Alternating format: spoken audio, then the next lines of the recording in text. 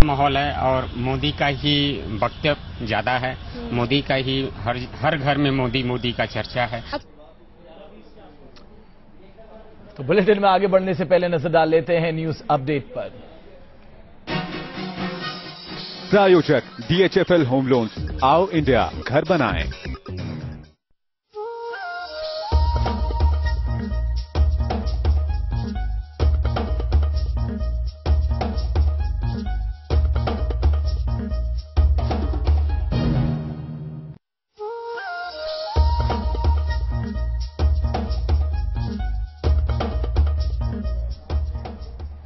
इधर वाराणसी में मोदी और केजरीवाल के समर्थकों में इन दिनों टोपी वार छिड़ गई है। केजरीवाल के समर्थकों को मात देने के लिए मोदी के सपोर्टर भी शहर भर में लोगों को टोपी पहना रहे हैं। काशी के कुरुक्षेत्र में इन दिनों टोपी वॉर चल रही है। ये टोपी वॉर आम आदमी पार्टी और बीजेपी के बीच चल रही है। आम आदमी पार्टी की सफेद टोपी के जवाब में बीजेपी के कार्यकर्ता भी पूरे शहर को केसरिया टोपी पहनाने के मिशन पर हैं। में इन दिनों टोपी वॉर चल रही है। ये टोपी वॉर आम आदमी पार्टी और बीजेपी के बीच चल रही है। आम आदमी पार्टी की सफेद टोपी के जवाब में बीजेपी के कार्यकर्ता भी पूरे शहर को केसरिया टोपी पहनाने के मिशन पर हैं। रिक्शे वालों, दुकानदारों और सड़क पर आते जाते लोगों को केसरिया टोपी पहनाई जा रही है, जिस पर मोदी फॉर पीएम लिखा है। नहीं, टोपी पहले भी हम लोग को रहती थी, ऐसी बात नहीं है। ये टोपी सिर्फ केजरीवाल का कोई पेटेंट और रजिस्टर्ड नहीं है। हम लोगों ने, ये अलग बात है कि इस समय टोपी वार दिखाई दे रहा है इस इलेक्शन में आप लोगों को, मीडिया के लोगों को। ये महात्मा गांधी के समय से ये टोपी चलती है, गांधी टोपी नाम ही है इसका। बनारस में लोगों के बीच बांटने के लिए लाखों केसरिया टोपी मंगवाई गई है। बीजेपी कार्यकर्ता लोगों को शहर भर में घूम घूम कर टोपी पहना रहे हैं और दावा कर रहे हैं कि बीजेपी की टोपी के प्रति लोगों में गजब का उत्साह है। हमारा मोदी जी के प्रति उत्साह है। हम जिसको टोपी लेके जाते हैं वो बड़े उत्साह से पहनता है। एक की जगह हमसे दो मांगता है। लोगों के उत्साह के आगे हमारा जो व्यवस्था है वो कम पड़ जा रहा है। मोदी महाअभियान में तुम स्वर्ण पन्ना जोड़ दो, या तू भारत माँ का खुद को लाल कहना छोड़ दो।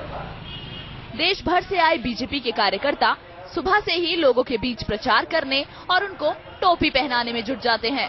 तकरीबन 4 बजे सुबह तक निकल जाते हैं। सबसे पहले हापुड़े के बीच जाते हैं, कुछ चौराहे पे। बनारस के रण में विजेता कौन बनेगा, इसका पता तो 16 मई को ही चलेगा। लेकिन आम आदमी पार्टी और बीजेपी के बीच फिलहाल एक दूसरे को टोपी वॉर में हराने की जंग छिड़ी है। बनारस में आजकल लोगों को खूब टोपी पहनाई जा रही है। बीजेपी और आप कार्यकर्ताओं के बीच होड़ मची हुई है कि बनारस के गली चौराहे में लोगों के सर पर किसकी टोपी नजर आती है। मकसद है बनारस को या तो केसरी या फिर केजरी टोपी से रंग देना। लेकिन जनता सब जानती है।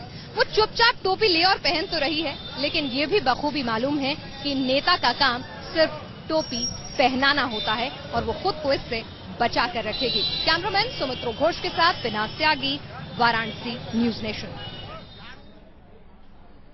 इधर बनारस के अखाड़े में लड़ी जा रही लड़ाई में रणनीति बनाने के लिए आम आदमी पार्टी कोई कोई कसर बाकी नहीं छोड़ना चाहती और इस काम के लिए देश के साथ साथ विदेश से भी एक्सपर्ट लोगों को बुलाया गया है। रात के सन्नाटे में बंद कमरे के भीतर यहाँ रणनीति तैयार की जा रही है केजरीवाल के विरोधियों को पटखनी देने की।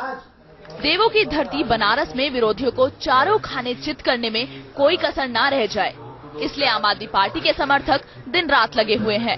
और इसी मुहिम में आम आदमी पार्टी ने अमेरिका और जापान जैसे देशों से मदद लेनी शुरू कर दी है।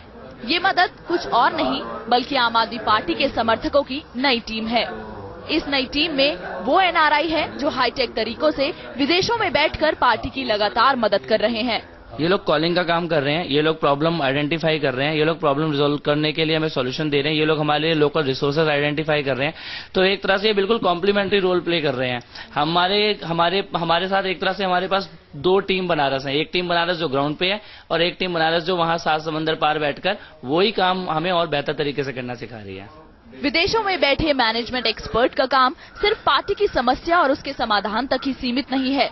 बल्कि विरोधियों के चुनाव प्रचार पर भी विदेशों से नजर रखी जा रही है, ताकि समय रहते उसका तोड़ निकाला जा सके। इसके लिए पार्टी ने एक ऐसा ऑटोमेटिक सिस्टम तैयार किया है, जिससे पार्टी का कोई भी कार्यकर्ता चुनाव प्रचार से जुड़ा पल पल का अपडेट पार्टी ऑफिस भेजता है, जिसकी समीक्षा रोज रात को की जाती है। जरूरत पड़ने पर एनआरआई समर्थकों से वीडियो कॉन्फ्रेंसिंग भी की जाती है। जिसको जैसे डेटा मिला उसने उसको फीड कर दिया शाम को अपने एंड पे, और वो सब एक ही सिस्टम में होता रहता है पुश अपडेट, और वो फिर हमें रात में एक कंसिस्टेंट व्यू मिल जाता है। ऐसा नहीं कि सबको मेरे पास आने की जरूरत है, हर कोई अपने फोन में कंप्यूटर में किसी तरीके से उसको अपडेट कर देता है, और वो सेंट्रली एक्सेसिबल है। बनारस की जनता पर पार्टी का रंग जमाने के लिए कुछ एनआरआई अपने काम से छुट्टी लेकर आए हैं, ताकि पार्टी के चुनाव प्रचार में एक नया रंग जोड़ा जा सके। मुझे तो बहुत अच्छा लग रहा है। मैं तो जहाँ भी जा रहा हूँ लोग बोलते हैं कि अरे भाई आप लोग जापान से आगे कर सकते हो, तो इंडिया से यहाँ से बनारस के लिए तो करना ही चाहिए। उन कॉलों से उनको बहुत ही प्रभाव पड़ रहा है, और लोग कह रहे हैं कि अब मैं आम आदमी पार्टी को वोट करूंगा, क्योंकि 7 समंदर पार जैसी फैसिलिटी हमको भी यहाँ चाहिए।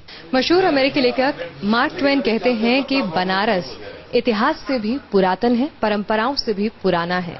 तो इस प्राचीन शहर को ये हाईटेक रणनीति कितनी समझ आएगी, और 7 समंदर पार बैठे एनआरआई वॉलंटियर इस शहर के मिजाज को कितना समझ पाएंगे और कितना असर डाल पाएंगे, ये देखना दिलचस्प रहेगा। कैमरामैन तपस के साथ पिनास त्यागी, न्यूज नेशन, बनारस। तो बनारस की महाभारत के ये रंग थे, क्योंकि बनारस की लड़ाई कोई छोटी लड़ाई नहीं है। एक तरफ प्रधानमंत्री पद के प्रत्याशी, तो दूसरी तरफ आम आदमी पार्टी के अरविंद केजरीवाल, जो वहां से नरेंद्र मोदी को टक्कर दे रहे हैं। तो सवाल यह है कि जनता अपने मुद्दों को किस तरह से आगे रखती है, क्योंकि जनमानस को राजनेताओं का भविष्य तय करना है। जाहिर तौर पे बनारस इतिहास बनाने जा रहा है, लेकिन वो इतिहास क्या बनाएगा और किसको इतिहास बना देगा, ये 16 मई को पता लगेगा। बहुत बहुत शुक्रिया आप सभी का जीरो आवर देखने के लिए।